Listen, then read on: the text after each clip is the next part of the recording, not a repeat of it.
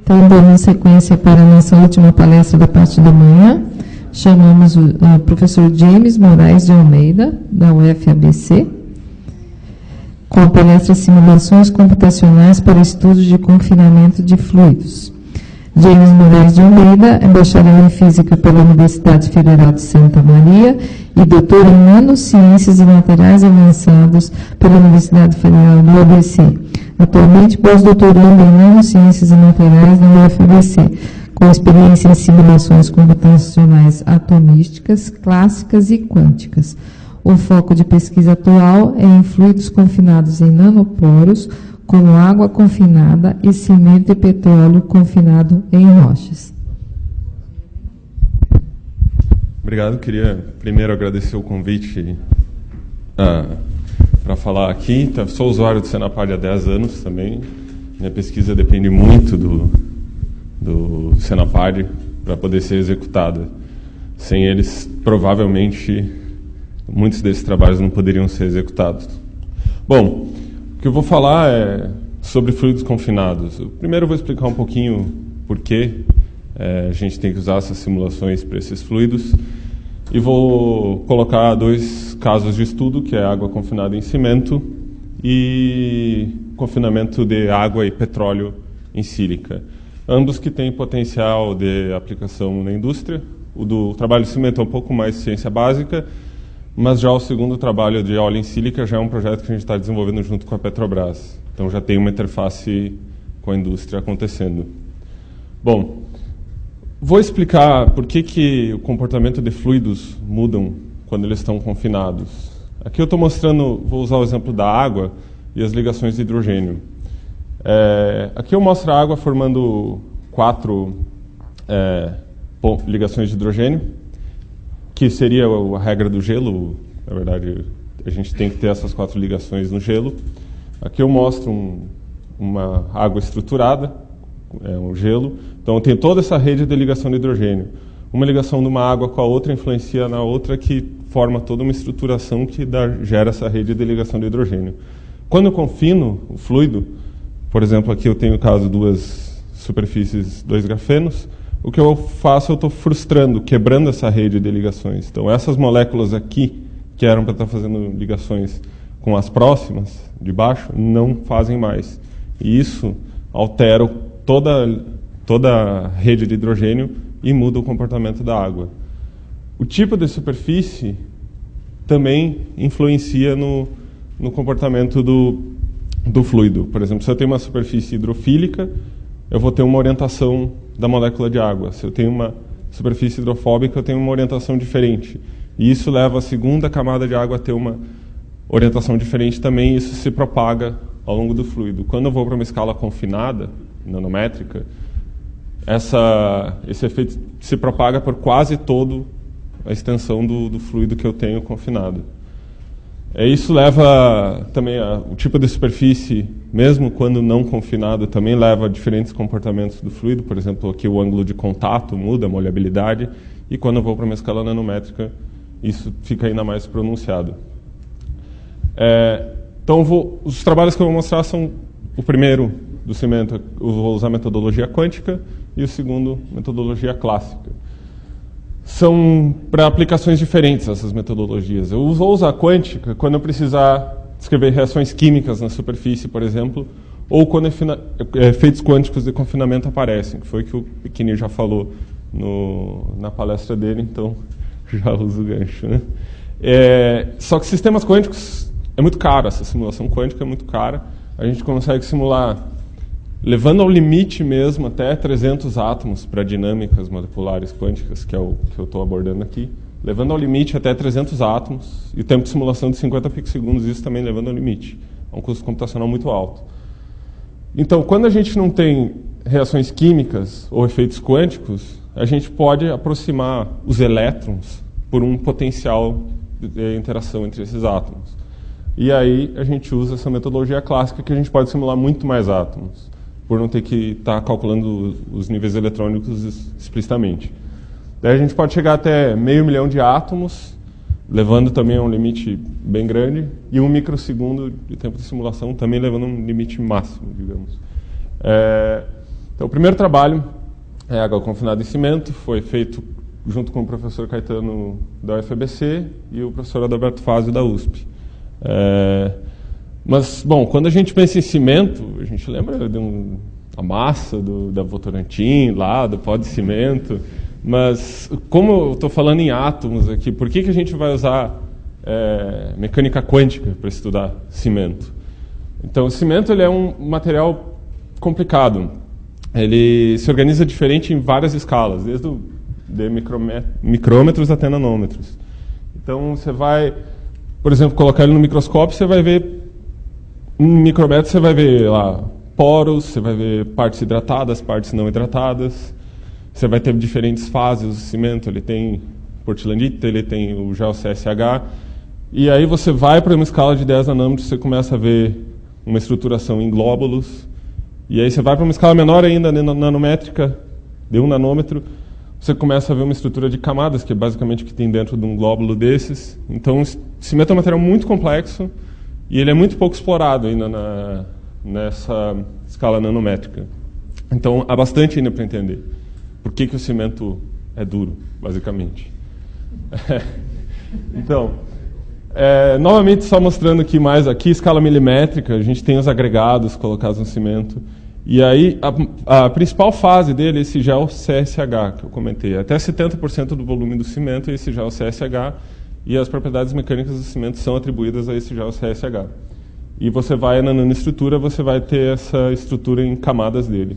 Então, o que eu vou tentar fazer nesse trabalho é me ater a essa fase CSH, e é um tipo particular de poros. Essa fase CSH, mesmo na escala nanométrica, ela também tem uma organização complicada, que é basicamente um material coloidal. Esse modelo que eu estou mostrando aqui é um modelo coloidal de cimento, e você vai organizar poros em diferentes tamanhos.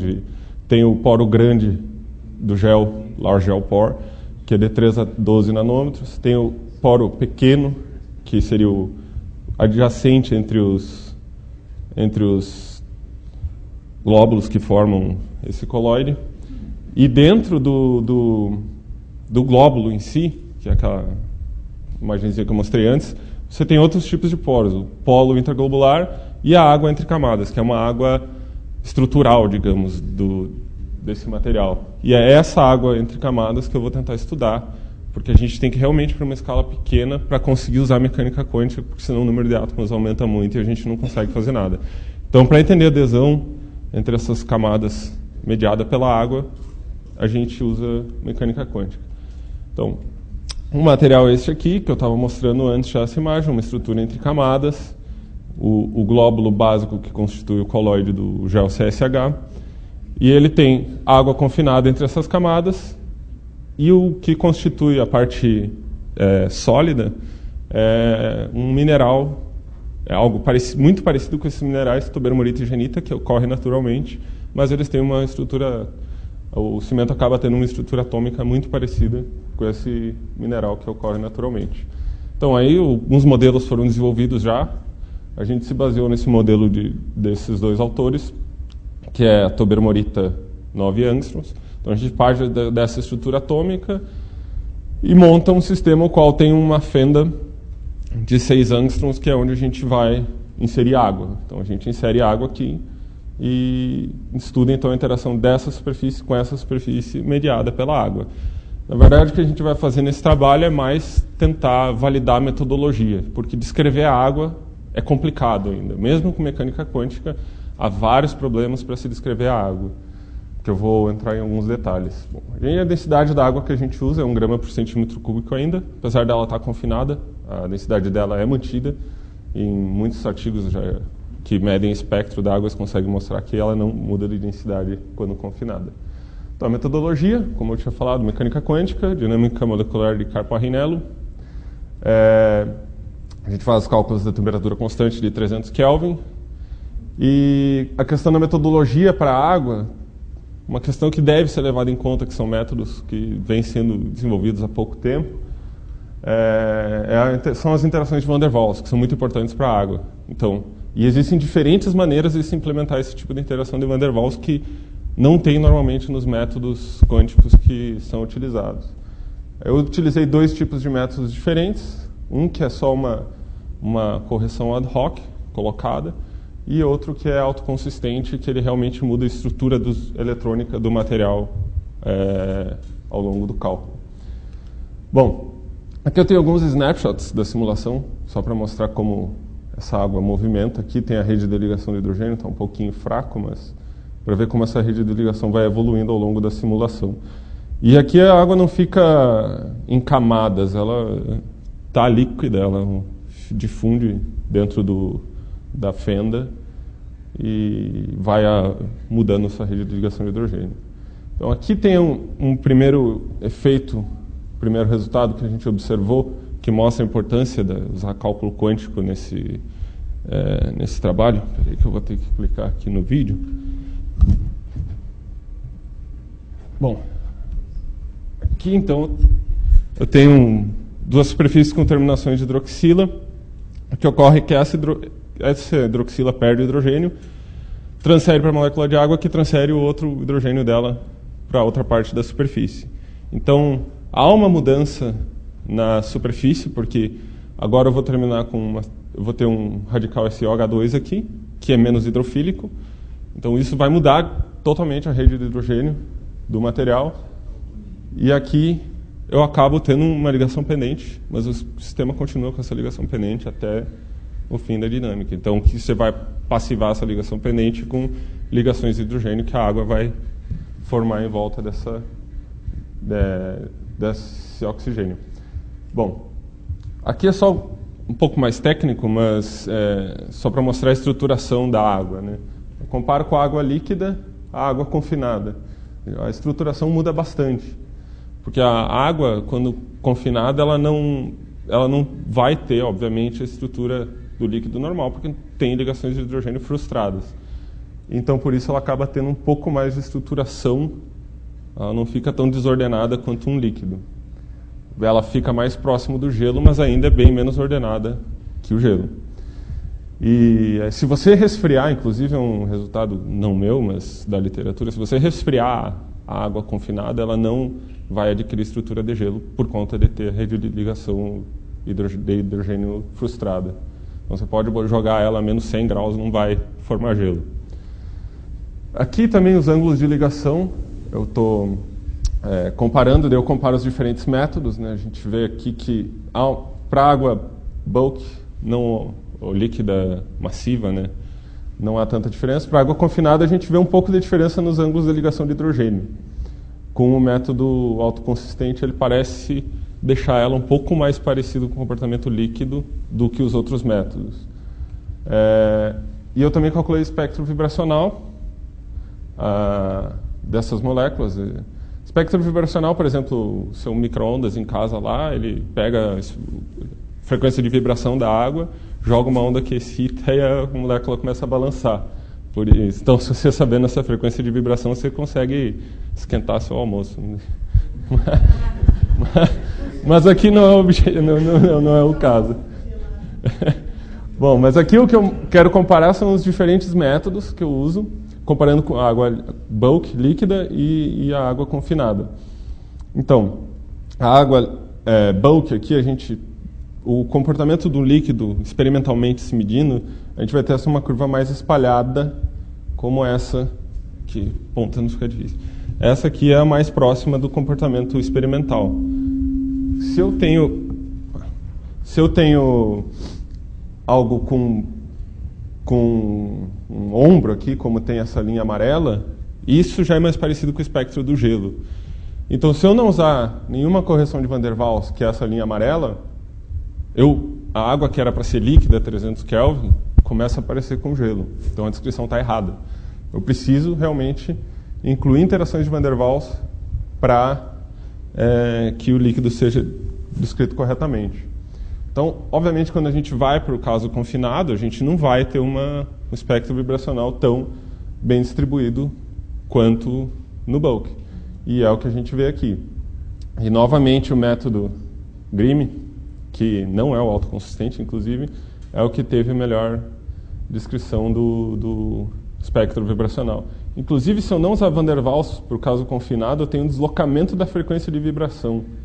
o que não ocorre quando eu uso Van der Waals. Então, teoricamente, a água vibra. Se eu não usar Van der Waals, além dela parecer gelo, ela passa a vibrar numa frequência diferente. Então, é bastante importante incluir essa interação de Van der Waals.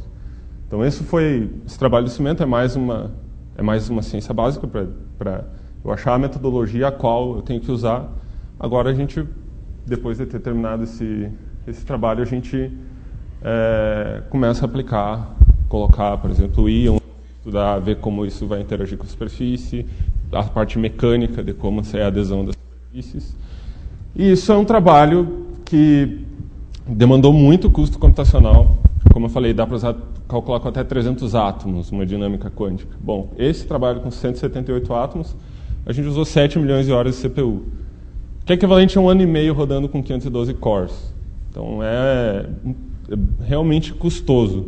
Então, é necessário realmente que os Senapads e o Cinapad consigam máquinas novas. Ótima notícia hoje dessa máquina de 20 mil cores com aceleradores. Então, isso realmente abre um leque de possibilidades para a gente estudar muito mais coisas que realmente, se não tivesse, por exemplo, a TIR do Senapad, que é a máquina da IBM, provavelmente esse trabalho não poderia ter sido executado.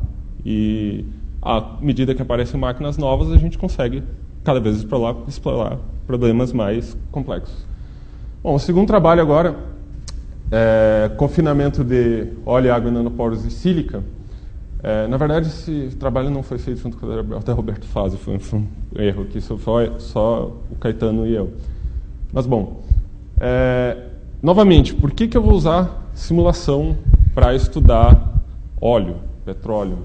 Por que a Petrobras paga a gente para fazer esse tipo de trabalho? Bom, a questão é que o óleo, por exemplo, a aplicação nossa hoje é do pré-sal, o óleo ele fica confinado dentro das rochas. Confinado em escala milimétrica ou maior, centímetro, tem poro de centímetro até poro de nanômetro. Dependendo da profundidade que você vai do oceano, essa fração de poros nanométricos começa a aumentar. Então você vai ter mais volume de óleo em poros nanométricos, dependendo da profundidade que você estiver explorando o óleo. E esse óleo, para ser retirado, normalmente, no início da exploração, é só furar o poço que o óleo jorra, por diferença de pressão. Mas aí, depois que essa pressão se equilibra, você tem que injetar água para tirar o que tem de óleo lá ainda, que é esse caso. E só que o óleo ele gruda na rocha, então muito óleo fica ainda.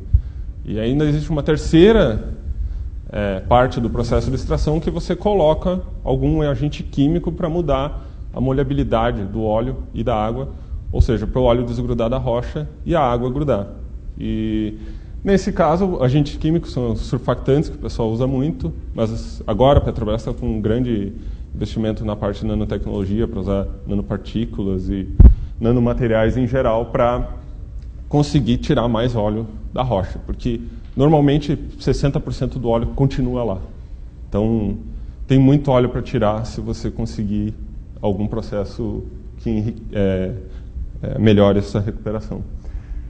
Bom, então, para simularmos uma rocha, a gente inicialmente a gente está simulando silicatos, a gente está usando uma sílica amorfa, então a gente tem uma matriz de sílica amorfa, a gente faz um poro nessas sílica amorfa para passivar as ligações pendentes que ficam quando a gente faz esse corte do poro. A gente usa um método Monte Carlo e com essa função custo para obter uma distribuição de terminações SiOH, que é a hidroxila, e SiOH2. Então a gente vai ter essa é menos hidrofílica, essa é mais hidrofílica, então a gente consegue variar a hidrofilicidade da superfície da rocha. Também esse poro que a gente cavoca aqui nessa matriz de sílica amorfa, ele fica com uma superfície rugosa, também para se aproximar mais da rocha real. A gente usa essas duas concentrações nesse trabalho, 87% SiOH2 e 87 SiOH e 13 DCOH2 e o inverso também, 13 DCOH e 87 SiOH2. O que ocorre mais na natureza é essa de 87% DCOH, é o que costuma ter. Mas você pode também mudar a superfície com agentes químicos e também mudar a interação do óleo e da água com essa superfície. Os diâmetros dos poros que a gente está simulando, nesse caso, são 4 nanômetros. Aqui é só o modelo do óleo que a gente está usando. A gente tem vários alcanos, cicloalcanos e aromáticos. É um óleo composto, mas é um óleo leve, não é um óleo pesado. E aqui o modelo que a gente começa é um reservatório de fluido adjacente à matriz sílica com o poro. A superfície aqui também é passivada com a mesma passivação do poro. A gente tem quase 10 nanômetros do tamanho dessa matriz cúbica de sílica e o poro aqui no meio de 4 nanômetros. Então, a primeira simulação que a gente faz é... Parou. A primeira simulação que a gente faz é tentar ver a infiltração... foi. Tá, ok. A gente usa, como estava comentando, a metodologia clássica, como implementada no código LAMMPS. E esse é o set de potenciais, é uma coisa técnica. Então a gente aproxima os elétrons do sistema a esses potenciais aqui.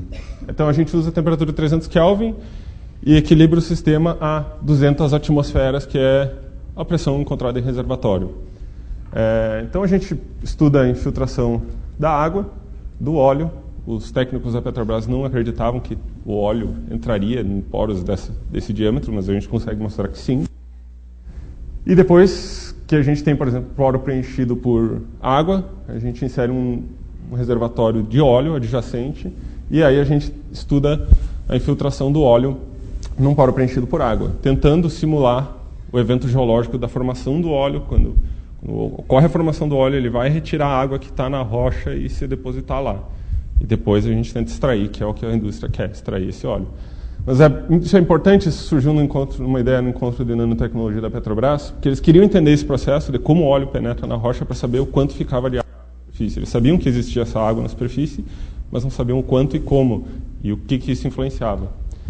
E a gente mostra, então aqui a infiltração com uma diferença de pressão equivalente a uma força que a gente aplica, que é equivalente a uma diferença de pressão de 2.500 atm, e há essa infiltração do óleo.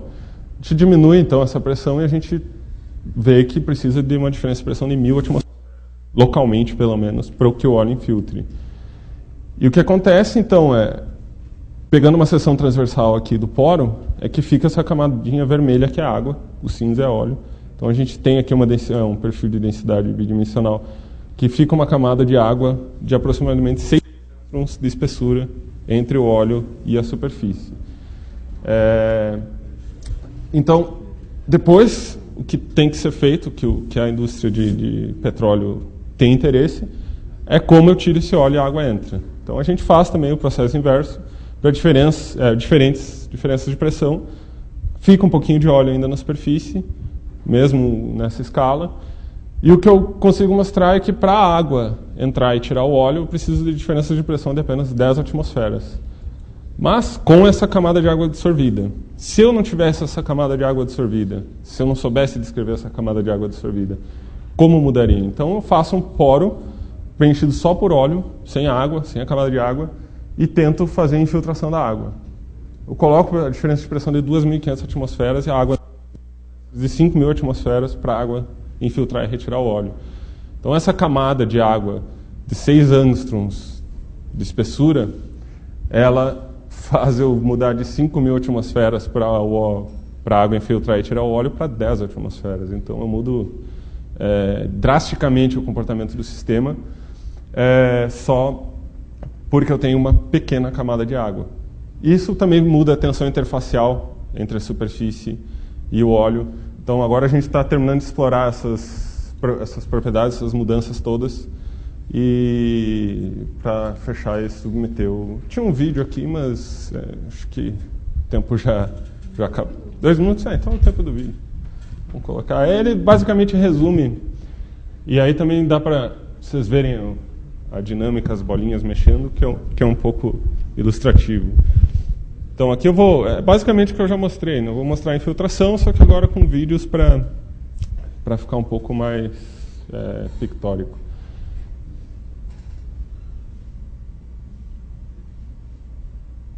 Então, aqui é a penetração inicial da água. Aí eu vou mostrar para os dois casos com 87% de hidroxila e 13%. Então, não muda muito. Isso eu não comentei antes, mas essa variação de hidrofilicidade não altera muito o comportamento da infiltração de fluido.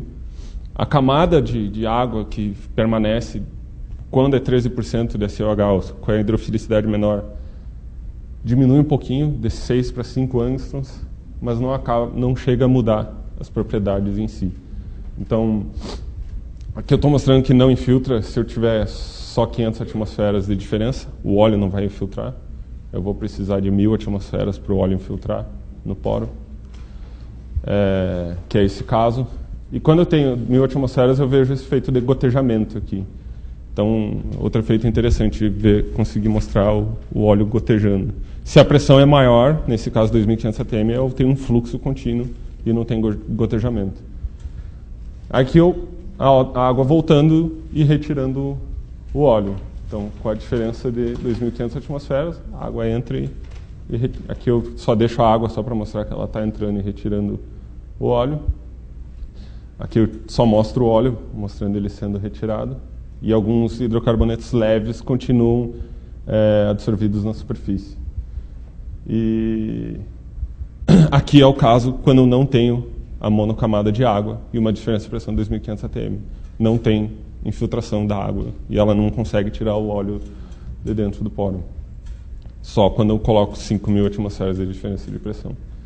Então, aqui tem mais alguma coisa. Então, basicamente é isso. Queria agradecer de novo ao Senapad e pelo convite, pelo tempo computacional, e também agradecer a Petrobras pelo financiamento desse trabalho e todas as outras agências de fomento. Então, nesse trabalho aqui foram usadas 2 milhões de horas de CPU, que também não foi algo leve. Muito obrigado.